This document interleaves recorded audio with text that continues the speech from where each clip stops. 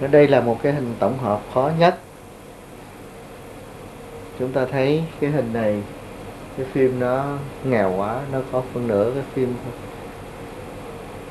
Ở bên trái chúng ta không phân tách gì được, chúng ta chỉ có cái ở bên phải. Và vì gì khó như thế, vì nhỏ như thế, khi nhìn cái phim này thì chúng ta có cái ý niệm ngay tức khắc. Và cái ý niệm này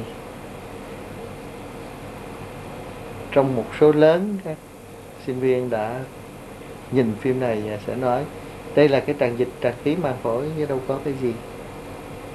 Nhưng không, chúng ta nhìn kỹ trên phim này nó có vấn đề ở bên phải như thế nào.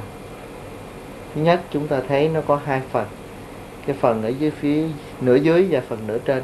Hai phần nó cách biệt bằng một cái đường gần như thẳng, và chúng ta phải theo dõi những cái bước đi từ cái cơ hoành, từ cái trung thất, cái khí quản, rồi chúng ta mới ra phế trường.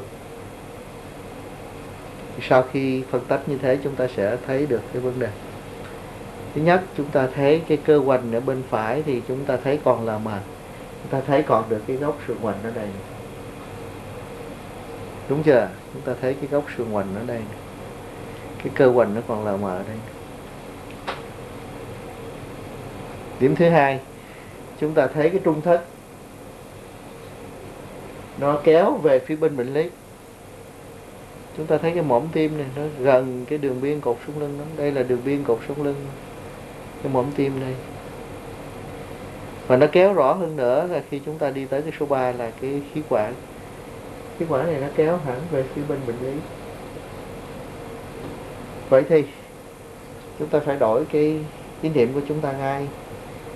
Bởi vì trung thất nó kéo về phía bên bệnh lý, khí quản kéo về phía bên bệnh lý, nó nhắc cho mình đây là một cái xẹp phổi. Rồi bây giờ nó còn thấy được cái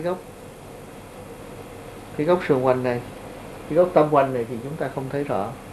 Thì như thế không có nghĩa rằng đây là cái tràn dịch. Mà nếu đây là cái tràn dịch màng phổi, cái lượng như thế này, nó phân nửa cái phế trường thì nó sẽ đẩy đi, nó đẩy lại cái trung thất về phía bên đối diện. Cái này nó không đẩy mà nó lại kéo về phía bên đó, thì đây là có vấn đề xẹp phổi. Rồi có gì nữa, cái phần lên trên đó, chỗ này nó nhắc mình, chúng ta nhìn kỹ ở đây nó có một cái hang và một cái đường biên nó nằm cưỡi ngựa lên trên cái hang đó. Cái hang nằm nửa trong nửa ngoài đối với cái đường này, thì như thế cái đường này không phải là đường màng phổi. Bởi vì nếu đây là cái đường màng phổi, đây là cái màng phổi, thì cái hang này nó nằm đâu? Nó làm sao nó nằm nửa trong nửa ngoài của cái màng phổi? Thì lúc đó chúng ta mới thấy đây là một cái hang. Đây một cái hang lớn nữa, trong cái hang này nó có một cái mực nước hơi, và đây có một cái hang nhỏ nữa. Thì ba cái hang, một trong ba cái hang đó có cái mực nước hơi, và cái mô phổi nó xẹp là phía dưới.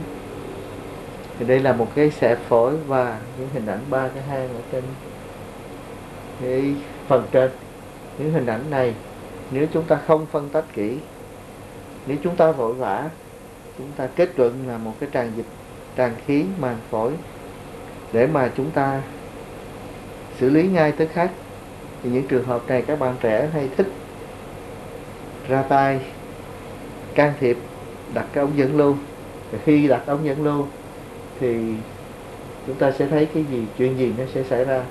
Chúng ta sẽ mở một con đường cho cái ổ này nó chui ra ngoài da để nó ra ngoài. Thì lúc đó hơi ở trong cái khí quản, nó ra cái phế quản, nó sẽ qua bên cái này hết. Và lúc đó chúng ta vừa mở cái màng phổi ra thì hơi bao nhiêu nó sẽ chạy ra này hết, nó tách ra cái da và cái cơ ra, nó sẽ gây một cái tràn khí dưới da. Và cái tràn khí dưới da này tạo lập rất là nhanh, nó sẽ chạy ngay lên trên phía trên, dùng ngực để lên trên cổ, và thậm chí nó có thể lên cả trên da đầu. Nó sẽ gây một cái tràn khí dưới da rất là trầm trọng. Thì những trường hợp như thế này chúng ta phân tích cho thật kỹ trước khi chúng ta hành động.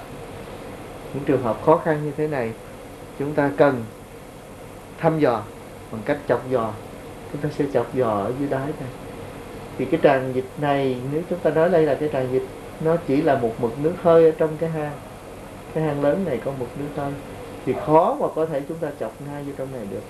Thì thường chúng ta chọc ở dưới này, chúng ta sẽ chạm cái gì?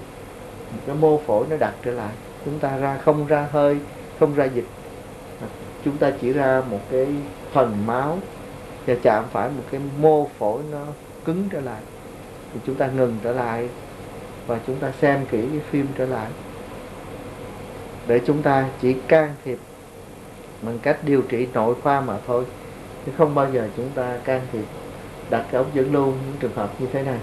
Đây nói trở lại lần nữa, nó không phải là cái tràn dịch tràn khí, mà nó là một cái mực nước hơi ở trong một cái hang, nhiều cái hang, 3 cái hang, mà một trong 3 cái hang này có mực nước hơi ở trên cái mô phổi này, nó xẹp trở lại. Chúng ta còn thấy cái gốc sườn hoành lờ mờ, cái gốc tâm hoành này chúng ta không thấy rõ lắm, nhưng mà nó phản này, chúng ta thấy cái mô phổi này nó không mờ đồng nhất của một cái tràn dịch. Thì đây là cái hình tổng hợp rất là khó, và nếu chúng ta không phân tách kỹ, chúng ta can thiệp thì nó sẽ gây ảnh hưởng không tốt đối với bệnh nhân, và có thể đưa đến cái tử vong.